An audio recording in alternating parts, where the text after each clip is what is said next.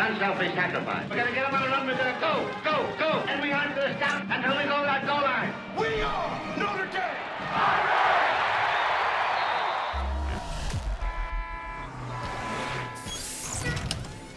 Get on the bus. Next stop, Notre Dame Stadium. From the house that Rockne built to the dynasty of Air Parsegian, this is the home of Fighting Irish football. The place where greatness is earned 1 yard at a time. The field that forged Notre Dame legends like Theismann, Montana, and Brown. The land of never quit, never surrender. The legacy, the passion, the tradition. That is Notre Dame football. ABC57 Kickoff is back. Bigger and better than ever. Another season of Fighting Irish football. It all starts here. This is our house. This is our team. And this is ABC57 Kickoff. You're watching ABC 57 Kickoff, presented by Afdent Dental, with your hosts, Allison Hayes and Vahid Sadrazadeh. ABC 57 Kickoff is on the road, live inside Cardinal Stadium, as the Fighting Irish get ready to take on Louisville, a top 25 matchup under the lights for the third straight week. Welcome to ABC 57 Kickoff. I'm Allison Hayes, live inside of Cardinal Stadium here at the University of Louisville. And I'm Vahid Sadrazadeh. Of course, Louisville, a great host for Notre Dame, the alums, the fans, us, the media, everybody. It's going to be a spectacular game here tonight. And ABC 57 is your home once again for Fighting Irish football. 7:30 tonight kickoff. Yeah, that's right. And of course, Notre Dame ranked number 10 in the Associated Press poll. Of course, Louisville ranked number 25. The Irish are coming off a hard-fought win against 17th ranked Duke, beating the Blue Devils in the final seconds, 21-14. Sam Hartman completed 15 of 30 passes for 222 yards with no touchdowns and no interceptions. Now, Hartman hasn't been picked this season through 6 games. That is a Notre Dame record, but of course, what everyone's been talking about this week, his run on 4-16 to keep the game-winning drive alive. I can hear the call just reverberating. As for Louisville, the Cardinals are 5-0, undefeated for the first time since 2013 and ranked 25th in the AP poll. They beat NC State last week 13-10. They had to come back from a 10-point deficit to do that. Quarterback Jack Plummer completed 21 of 35 for 286, a touchdown and 2 interceptions. Plummer played for Cal last season, a name familiar with Fighting Irish fans, and before that, Purdue. So this is going to be his 3rd straight season playing Notre Dame, each time with a different team. Yeah. Unbelievable. And so Irish fans know what he's capable of, and I'm sure seeing him from last year, Marcus Freeman is aware of what he's capable of doing. Yeah, that's right. Now, some things that Notre Dame needs to maybe improve upon, not maybe, for sure, 100% needs to improve upon. Penalties. 12 penalties for the Irish last week against Duke. Absolute killer. Several false starts and a few offsides penalties. Just a very struggling game mentally, I think, for the Irish. ABC 57's Levon Whitaker joining us now with how costly those mistakes have been holding the Irish back. Well, listen, it is hard to believe that a team that's racked up 320 yards in penalties are ranked top 20 in both offense and defense, because mistakes like those can really cost Notre Dame the game. And that was almost the case last week against Duke. We have to make sure that we fix the mistakes that we have. 12 for 70. Those aren't passing attempts and receiving yards. That's the number of penalties against Notre Dame and the yards lost at Duke. Give Duke credit for the crowd noise. And that's something that whenever we travel, we got to be prepared for. So we got to do a better job there. It didn't matter if it was offense. Some of the pre-snap penalties that we self-inflicted. Or defense. Offside. Aligning offsides. You know, that happened twice a day. Selfish penalties or lack of focus penalties are what we need to control. After 6 weeks, Notre Dame has a total of 39 penalties for 320 yards for an average of 53 yards per game. The guy that, false started or jumped or held or, obviously they're going to be down. The Irish battled through penalties the entire game. Even the game-winning drive started with a false start on Notre Dame's 5-yard line. We had a 2-minute drive from the 5-yard line, and we got a 50-yard penalty. Like we know that's a tough situation to be in. And it only got tougher. Notre Dame made it to Duke's 41-yard line with 1:24 left in the game, but suffered a 15-yard pass interference penalty on wide receiver Tobias Merriweather. You got to keep battling. You got to keep going. No matter what, we still have time on the clock. Let's go win a ball game. And that's what we did. We battled through stuff like that, and we found a way to, overcome it. Now listen, guys, for reference, I was at the Duke game, and it was loud, one of the loudest games that I have ever been at. And that can lead to penalties when the noise is that loud from the crowd. And that's what almost caused Notre Dame back-to-back losses after losing to Ohio State the week before. So hopefully, just hopefully, they can pull it together tonight under the lights in another tough environment in the Ville. Reporting here in Louisville, Levon Whitaker, ABC 57 Kickoff. Hey, thanks so much, Louisville. Thanks so much, Levon, in Louisville. But, of course, the call last week, he said it was loud in there. And we kind of got a sneak peek or a behind-the-scenes look at really that final drive, the 4th and 16 that you were talking about, an unbelievable video by Fighting Irish Media. Yeah, unprecedented. I've never seen anything like that before, to actually be able to go inside the headset and listen to Jared Parker and the other assistant coaches calling the game and taking us through that final drive and then the final plays on defense. Just incredible. I never want to listen to a game any other way ever again. Take a look. Game hanging in the balance. 4th and 16.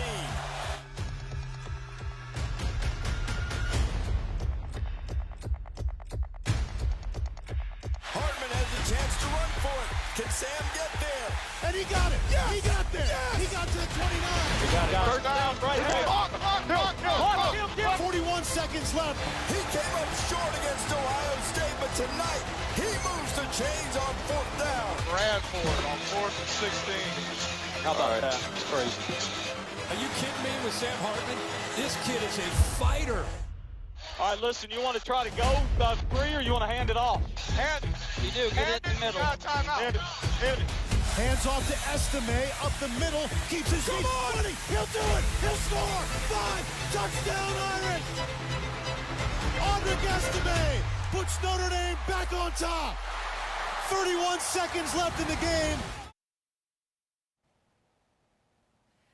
Just unbelievable. I mean, to be able to hear that, you get a real appreciation for what it's like for those coaches up in the booth and out there on the field. Sure. I said, joking with you before the show, I thought I would like to now go back and maybe watch the Ohio State game on that maybe or final maybe drive. not. I'm not sure. Yeah. I mean, if that doesn't lift up the hairs on the back of your neck, I mean, you're not a football fan, right? You don't appreciate the last moment and the staying alive in the playoff picture. But, being up in the press box, you hear these assistant coaches yelling down in moments like this, and you get an appreciation, you're right, for what it is and how stressful that moment is. Yeah, no doubt about it. Well, some good news for the Irish this week on the injury front. If we take a look at the report, wide receivers Jaden Greathouse and Jaden Thomas are expected to play today, and both missed the Duke game with hamstring injuries. Tight end Eli Reardon is also set to return. He's coming back from a second torn ACL. And Coach Freeman told us linebacker Nolan Ziegler made the trip to Louisville and will be ready to go if needed. Ziegler has been dealing with a mental health issue, but Allison, to have those wide receivers back, that is huge for the Irish today on offense. Yeah, and to be honest, that affected the game last week Absolutely. much more than I expected. They utilize the tight end so much. They utilize the running backs. I just really didn't think that it was going to make that big of a difference, but I think that last-minute injury of Jaden Greathouse really did affect the game plan. Absolutely. He's been going to the tight ends recently, and now that he gets some of his weapons back on the outside, let's see how that opens up the offense. Yeah, that's something we're going to talk with Pete Sampson from The Athletic about here coming up in just a little bit. Now, on a side note, defensive lineman Jordan Botello, he has to sit out the first half of this game due to a targeting ejection last week at Duke. And then redshirt freshman Josh Burnham, he's going to be starting in Botello's place. Botello, I mean, he's a key to that defense. We'll see how they fare without him in the first half. Yeah, no doubt about it. Now, we are just getting started here on ABC 57 Kickoff. Up next, we break down tonight's matchup with the voice of the Cardinals, Paul Rogers. I get to go up in his booth. It's going to be cool. Pretty lucky, and I'm jealous. Coming up, here's a sneak peek of what's to come still on ABC 57 Kickoff.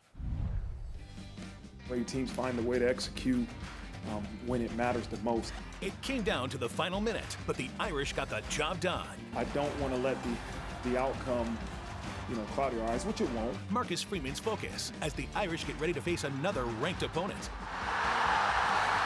Full of heart. Just surreal, so proud. Super happy and super happy to go home with the dub. And class. The hallmark of the Irish quarterback, Sam Hartman. And what's a road trip without a few stops along the way? I'm going to take a hack at one of the greatest hitters of all time. Grab a Louisville Slugger. And don't forget your fancy hat and a mint julep. Levon is afraid of cats, we just discovered, but you're not afraid of horses? We're off to the races and the batting cages.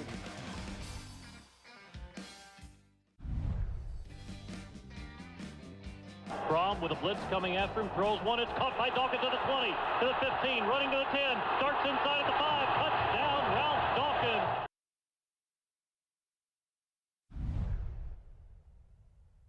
Well, you just heard him on the call. Jeff Brown, the quarterback, back in the 90s here at Louisville. Right now we are joined by the play-by-play voice of Louisville Athletics, Paul Rogers. You have been doing this a long time. 1973, you started out. We've got a great advertisement from back in that time.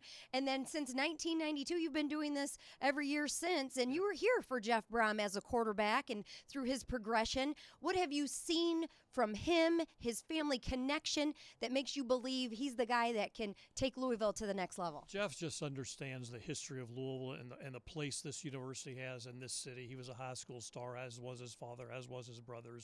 It's a big Catholic family. Everybody in town is friends with the Brahms. And he's just a guy that wants to come here, make this place a winning place, and then not jump off to the next job. Jeff, I believe, is a lifer. I think he's going to be the coach here for a long, long time. Do you feel that he can take Louisville to the playoff, whether that's this year or in the future? Well, I think we all hope that's a possibility and think it is, and he thinks it is. He thinks he has the facility. He thinks he has the fan support. He thinks he's recruiting the talent.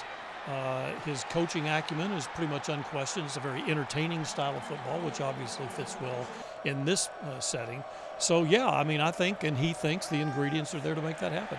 Well, I had the opportunity to cover Coach Brown when he was at Purdue and I was at the Big Ten Network. One thing you knew from Coach Brown was you better expect the unexpected, right? The trick play. Why is he so good at that? Is that part of his personality too, that big risk reward? Yeah, very much so. Not that he's flamboyant necessarily, but just as you said, risk reward. He understands how the game is played. He understands the big risk and how it can pay off, but calculated to a degree. And frankly, he likes entertaining football. That's the way he likes to play the game. He knows the fans enjoy it. He enjoys it. And so he likes to take the gamble every once in a while. Another thing to be expecting from him, you just might get knocked off. He loves to knock off a top 3 team. He did that 3 times at Purdue. Incredible. Of course, now Jack Plummer, this is the 3rd time he'll be playing Notre Dame. What can Notre Dame fans and this Irish offense expect from Jack and from the entire run game? The running game has been surprisingly good. Everybody thinks of Jeff as a throw-it-around coach, but the running game has been rock solid. Then they've sprinkled in the passing game. Jack has been very good most of the time. What he needs to stay away from, though, is just the horrific mistake. He threw 2 interceptions, frankly, last week that were head-scratchers, and he knows it. He was the first to just, literally put his head in his hands. How did I do that? He's got to eliminate those. He can't throw 2 just ridiculous interceptions. Take those out. His long ball is fantastic. His touch is good. His understanding of the game is good. He has to do that and eliminate mistakes. Of course, on defense, we are expecting some pass rush coming at this Notre Dame offense, and Sam Hartman, Marcus Freeman called out one of the top pass rushers in all of college football. Yeah, Ashton Gelati has been terrific. They've got Des Tell's been a load up front. Their sack numbers won't jump out at you, but they have been able to get the pressure on, and that's very important. So when you can get that kind of defensive pressure on a quarterback, and don't forget, I'm sure he knows, but he's probably not going to dwell on it, that Sam Hartman, when he quarterback for Wake Forest last year, threw 3 interceptions here in one quarter. So I don't expect that to happen, but those things can happen when you pressure a quarterback. All right, and just a final nod here, just what has to happen for Louisville to get everything to go right to be able to pull off the upset again? Sort of the basic things. You obviously don't want to turn the ball over, which means Jack Clark can't throw interceptions. But beyond that, I think Louisville needs to get a better running game. North Carolina State really harnessed them last week, and Louisville managed to win the game. But if they can get things loosened up to where they can run and throw weekly, I think that's the best thing that they can do. All right, Paul Rogers, thank you so much, the voice of Louisville Athletics, and letting us be up here in your booth. This is sacred ground right here. Thank you. Home away from home. That's right. Well, stick around. We still have much more to come on ABC 57 Kickoff. Another big matchup between the Louisville Cardinals and Notre Dame Fighting Irish. It's a big one on ABC 57.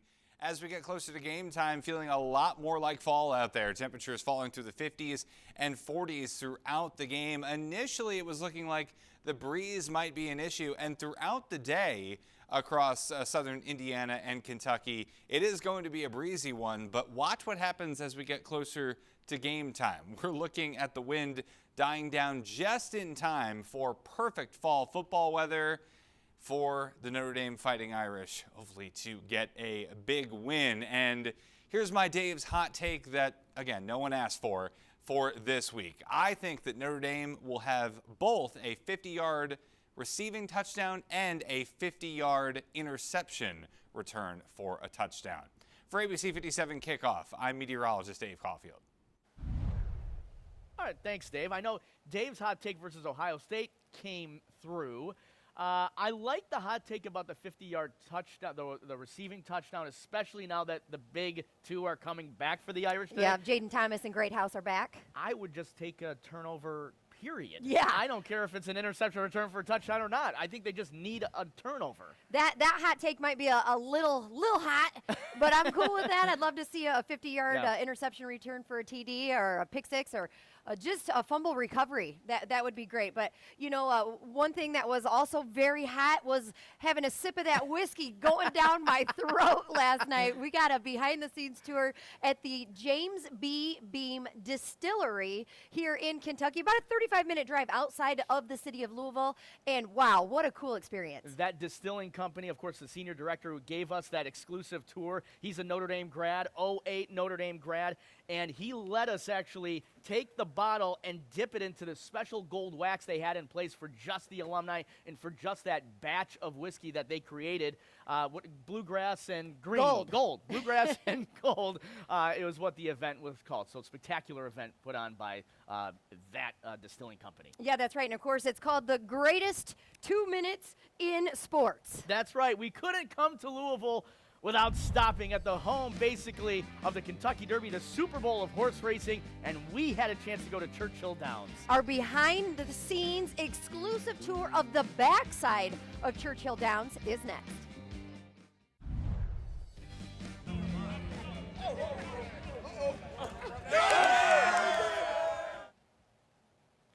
Sam Hartman found a new receiver this week. The Fighting Irish Fight for Life program pairs kids battling cancer from Beacon Children's Hospital with Notre Dame student athletes. 6 kids signed their letter of intent to become a member of one of the Irish teams for an entire year. From dinner and games to a chance to slap the sign at Notre Dame Stadium, more than 200 Irish student athletes representing all sports took part in this event.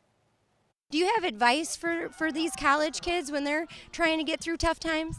I just think just never give up and just battle through it. It's going to be okay. Wow, these kids are just amazing. Now, each kid will participate in a Christmas party, field day, and even be able to attend games throughout the season. We will have much more on this amazing Fighting Irish Fight for Life program coming up this season on ABC 57 Kickoff. Well, welcome back here to ABC 57 Kickoff as Notre Dame gets ready to take on number 25 Louisville at 7:30 p.m. right here on ABC 57. Well, and yesterday we want to take you back to our once-in-a-lifetime experience, taking you to the backside of Churchill Downs. Now, the only people allowed back there are the employees and the horse owners. Take a look. I got my Kentucky Derby Churchill Downs colors on today. Let's do it. I got my hat. I've been waiting for this moment my whole life. It just occurred to us that, Allison, what are you? I am super allergic to horses. And we're at Churchill Downs. And they're off. They love carrots, and they love these mints. That's their favorite thing. What is this? We have 50 barns back here. This is called Millionaire's Row. Every one of these horses is worth over $1 million. Oh my gosh.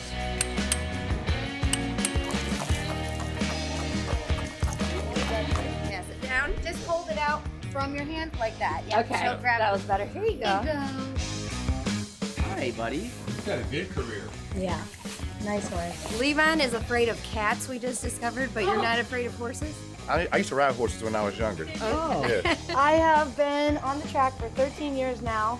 So how much does shoplift away? She'd be about 900 pounds around there.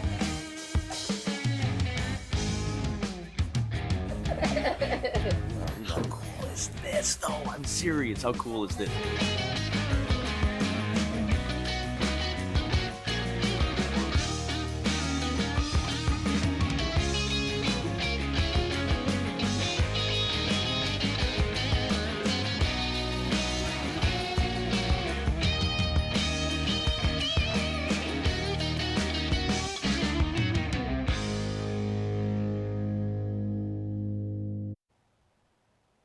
Well, not only a once-in-a-lifetime experience, but an educational experience for us sure. as well. I didn't know any of that existed back there.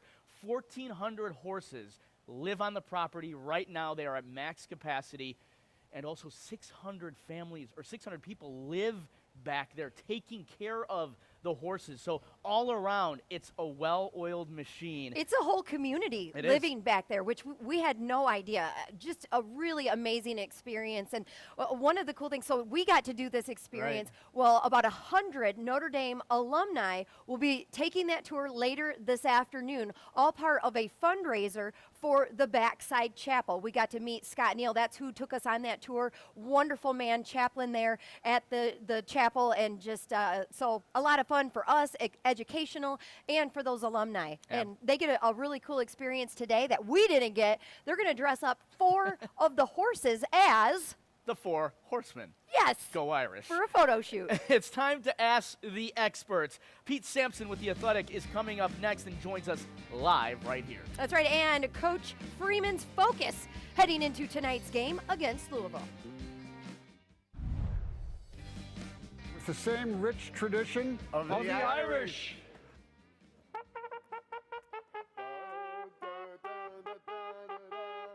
Wake up the echoes cheering your name.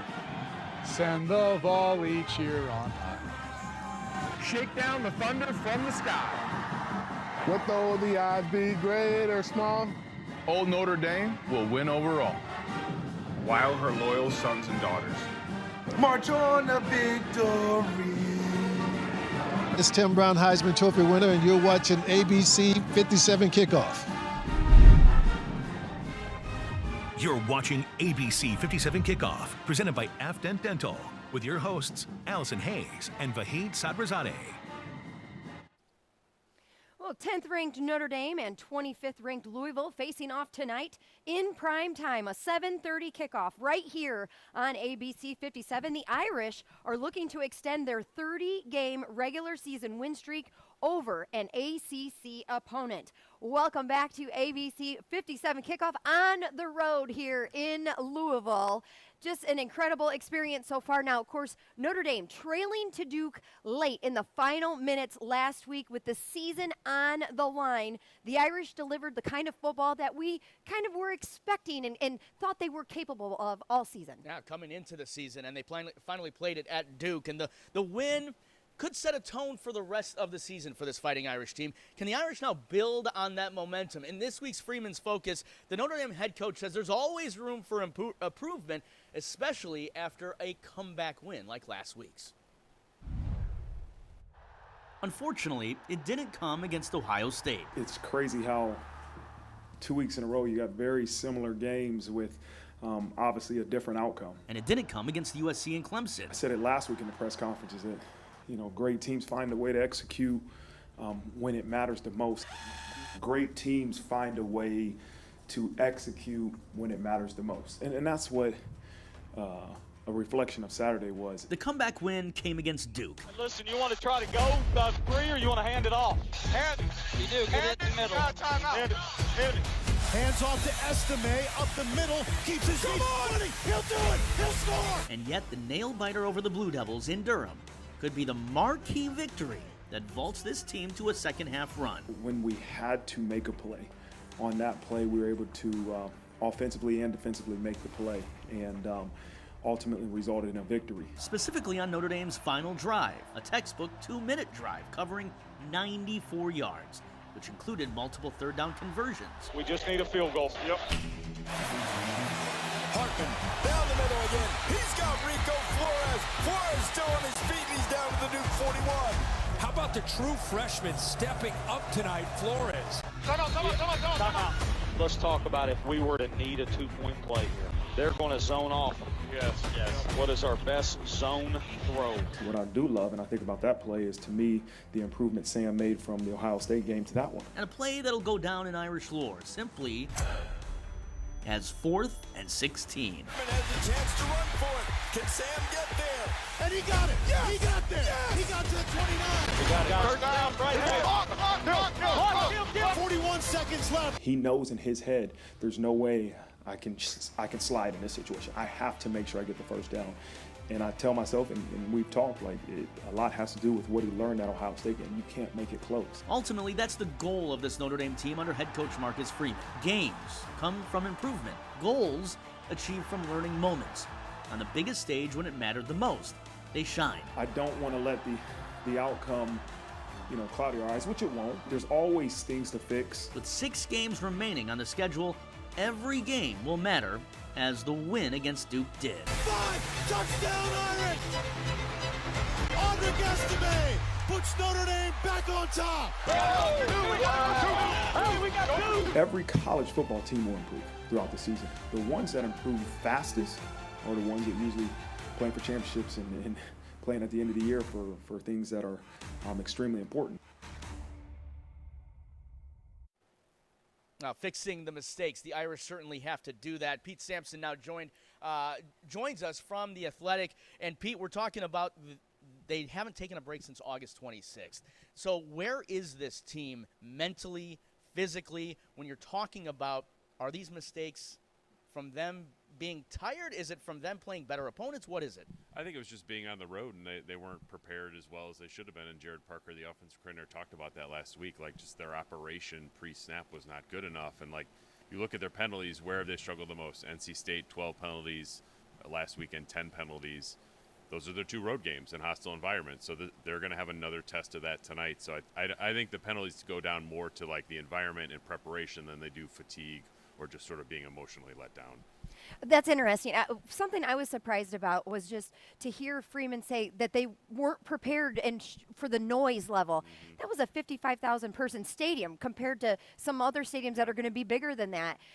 That was just surprising to me. Yeah, the environment at Duke was so different than when we were down there in 2019. It felt like sort of like a bowl game or a Notre Dame home game. That was Duke's biggest football game in probably decades. Yeah. And they turned out for it. So I don't know if Notre Dame got caught off guard as much as it just they didn't have a good plan in place for it. You know, Mike Elko, their head coach, formerly Notre Dame's DC, does an excellent job too. That was part of it. But I think just the noise on the road had more to do with the mistakes last week than it did sort of mental fatigue. Well, looking at this Louisville offense, definitely powered by the run game. It struggled a little bit last week, though, against NC State. Their defense looked great in that first half, by the way. But Louisville quarterback Jack Plummer, explosive play capability, but he's also prone to some mistakes. Then you look at Notre Dame's defense. They've been struggling with the pass rush. What do you feel like Al Golden's game plan needs to be to kind of contain and control that offense? I mean, I think he'll probably do a lot of what they have been doing, where you bring the linebackers to try to create pressure or the appearance of pressure, and it's like their pass rush has not been great in terms of sacks, just 9 sacks through 6 games, but Notre Dame's pass efficiency defense is 3rd in the country. A lot of that has to do with pressure. You think about the pick that Riley Leonard threw against Duke, or for Duke last week against Notre Dame.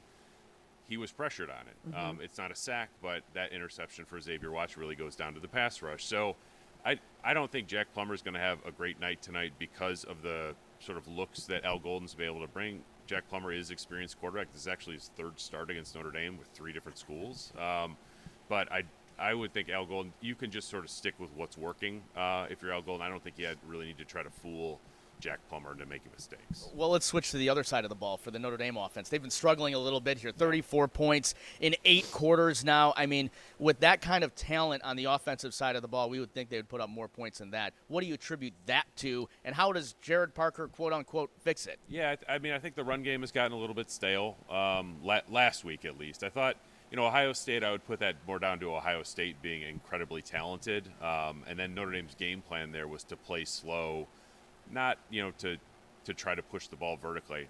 I think last week at Duke was probably more of the okay, things are a little bit off if you're Notre Dame offensively. Like, I get it, Mike Elko is a good coach and he had a very good game plan, but the run game didn't go anywhere. I would try to work Jeremiah Love more into the mix, the freshman running back number 12. I think he's the fastest of the backs that they have. And you know, to get the 2 back looks that they did a little bit against Ohio State was effective. But I'd like to see Love get more carries, and I think he had 5 last week, and one of them was that fake punt in the first quarter. All right. Thank you so much, Pete. We love following you on social media and reading all of your articles. Just a great job. Pete Sampson from The Athletic. Stick around. We still have much more to come here on ABC 57, including, hey, bada, swing, bada, Louisville Slugger Museum and Factory. We go behind the scenes for a special Play Like a Champion today, bat.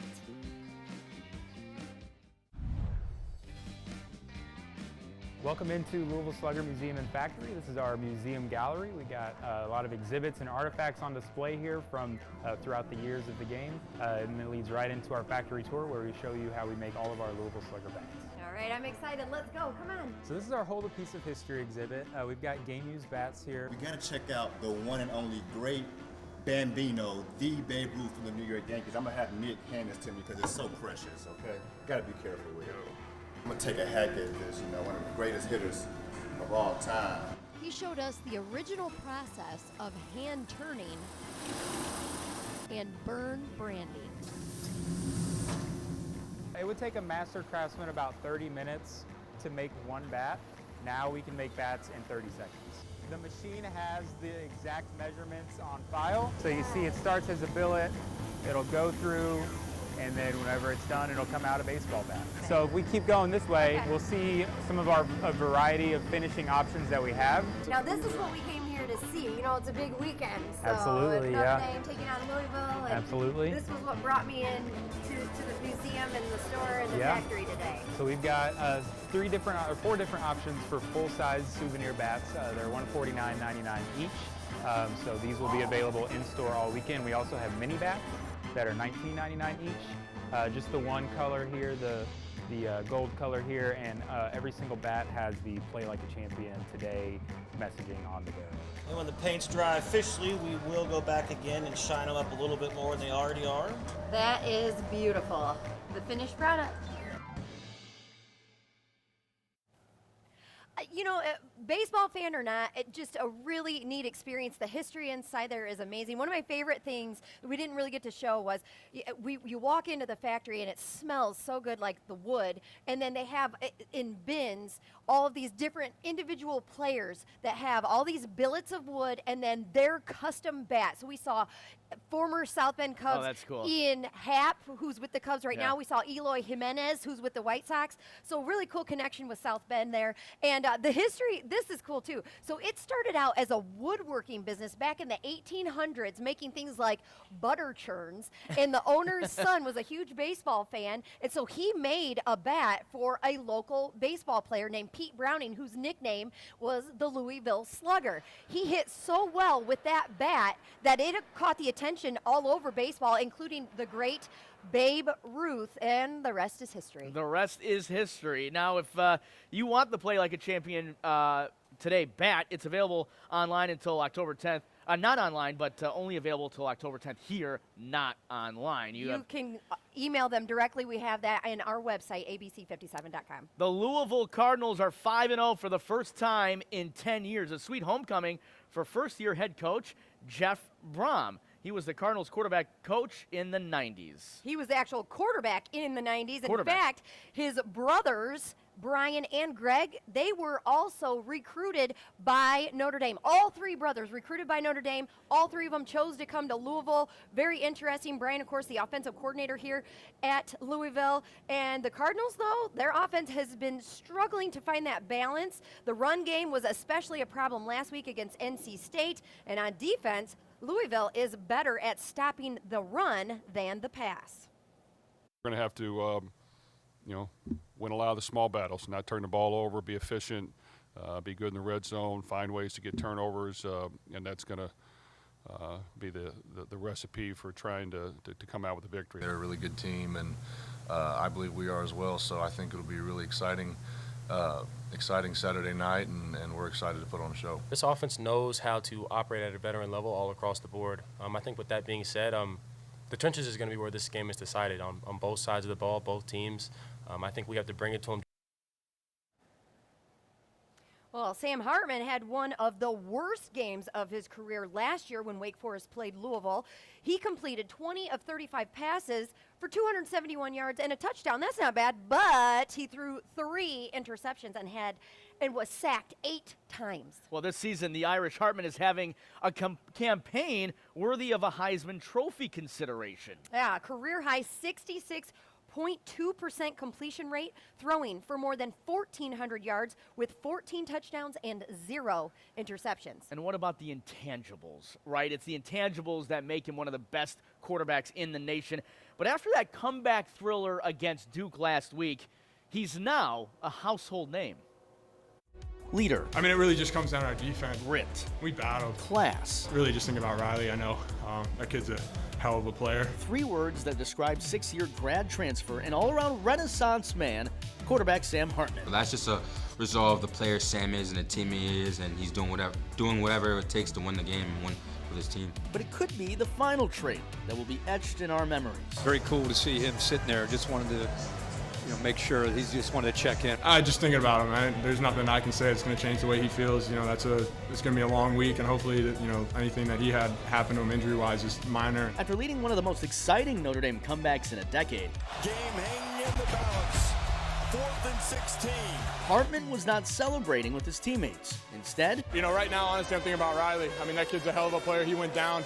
I really want to go check in on him, so I'm probably going to go do that. Thank you. He hurried over to the Blue Devils sideline to check on injured quarterback Riley Leonard, greeting him when he came out of the medical tent. I don't know what he's feeling, but I've been there, and it's a dark place you can go to, and he's played a hell of a game. He's a hell of a player. He's got to keep going. The internet immediately noticed, praising Hartman, not just for the comeback, but for an ultimate gesture of sportsmanship. 4th and 16.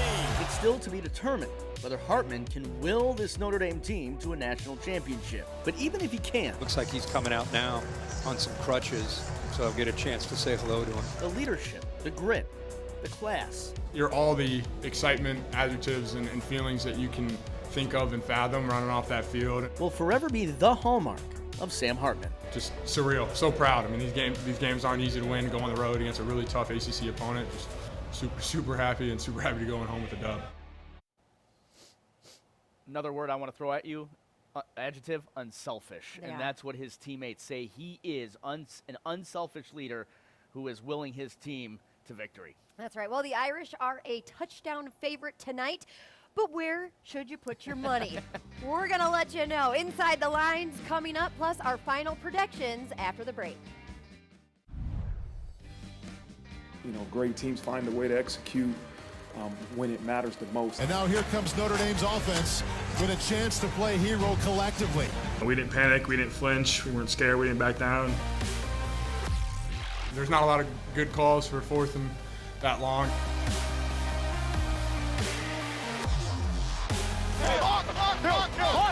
I'm not gonna lie, I never put a game out like that. Like I never scored with a couple seconds to go. So I think that'll be one right now. We're trying to secure a victory. It's everything. I mean, that's how great defenses are made, right? When the chips are down and you don't really know what's gonna happen. Across the third, Notre Dame.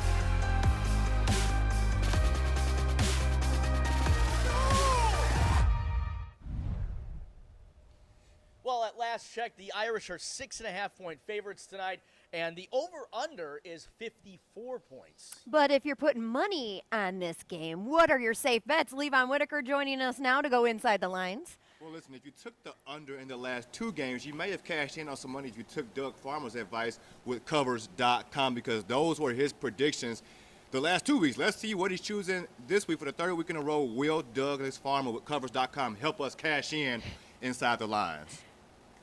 A chance. I mean, they're favored by 6 points, over under 54 or 54.5, depending where you look. So certainly a chance to hand Louisville its first loss. Louisville's 5-0, but one of those wins was against a hapless FCS team. One of those wins was against arguably the worst defense in Power 5 football in Boston College. So Louisville can be 5-0 and not be that good of a 5-0. I'm going to advise people to take the under for the 3rd week in a row. I think you told me if I say under today, that makes 3 weeks in a row. But the other ones went 2-0, so we're on a good trend. And it's not me doubting Notre Dame's offense, although there might be some sustainability issues there with receiver depth and recently a question mark. It's me doubting Louisville's offense. 5 of Louisville's touchdowns this year have come on 5 of Louisville's touchdowns against worthwhile opponents. I think it's north of 10 of their touchdowns this year have come on explosive plays. If you narrow that just to their games against Georgia Tech, Indiana, and North Carolina State, 3 halfway decent teams, 5 of their 8 touchdowns came on explosive plays. Notre Dame has given up only 1 explosive touchdown this season to one of the best running backs in the country in Ohio State's Travion Henderson. If Notre Dame stays disciplined on defense, it's not going to give those up to Louisville. And without them, Louisville's offense struggles to sustain drives. Well, listen, guys, I'm going to trust Doug Farmer this week. I think the line dropped down to 53.5, and I just checked just a few minutes ago because I placed that bet with some other games going on. But listen, I love this game. I think if they go under, and listen, I don't love too much in this game to parlay. We haven't been hitting like we have in the past against NC State, against Central Michigan. So I'm teasing it down a little. We just want to be in the green. That's the goal. So Levon's parlay, baby. On the road like Lee Corso's mascot head. Here is my parlay for this game. I got Sam Hartman at 200 yards. I like Audric Estime, not to get 90+ like they predicted, but 70 yards, 1 touchdown. Mitchell Evans receiving yards at 51.5. I think we cash in. We take it easy today, and we'll be back next week against USC at home. What was the yardage they said for Sam Hartman? I had 200 yards for Sam Hartman. It's like 269, but I took him at 200. I think this game is really heavy on the run game this week. Yep. I like that, and I like Audric Estime over 100 yards. He's going to get more than 20 carries tonight. He got less than 20 carries last week. That's what I'm going with. I'm going Audric Estime. Pound it all night long with him. All right, now let's take a look at our final predictions. We wanted to know, first team to have a trick play. We know Jeff Brom, that's his thing. All 3 of us said Louisville, but Levon, start us out. What do you think that trick play could be? I mean, obviously, I think it's going to come on special teams for Louisville. I think that's the way you got to attack Notre Dame if you're going to have a chance at all. Throw them off, take advantage on 4th down like Notre Dame did last week against Duke.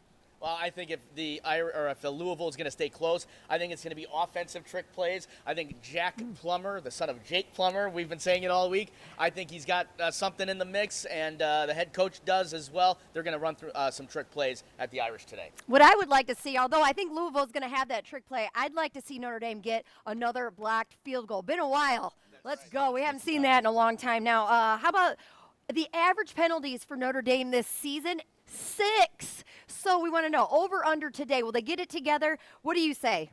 I think I'm gonna go under at 6.5. I think Notre Dame gets it together this week. I hope they get it together this week. So that's my prediction. Vahi, what you like? Yeah, I like the under as well. I think the penalties have been out of control the last couple of weeks, and if they pounded anything on that team this week, if he was preaching anything, it was under on the penalties. I think they're going to be more in line this week on the offensive line especially. Well, I hope you're right.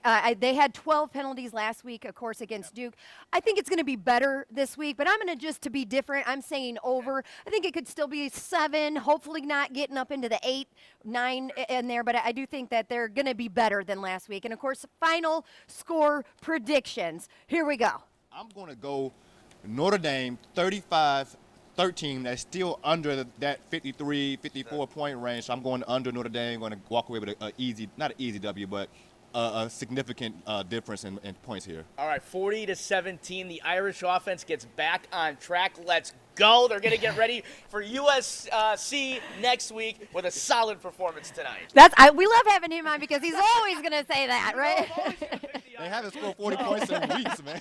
Well, I'm taking the Irish today. I have a little more conservative, 31-17, not doing the point total. But I think Notre Dame's offense has still been kind of slow, so we'll see if they'll pick it up. But they get the win tonight, and then USC next week. Hey, guys, thank you so much for watching ABC 57 Kickoff on the road here in Louisville, the Ville. We've had a great time, and go Irish. Go Irish. Go Irish.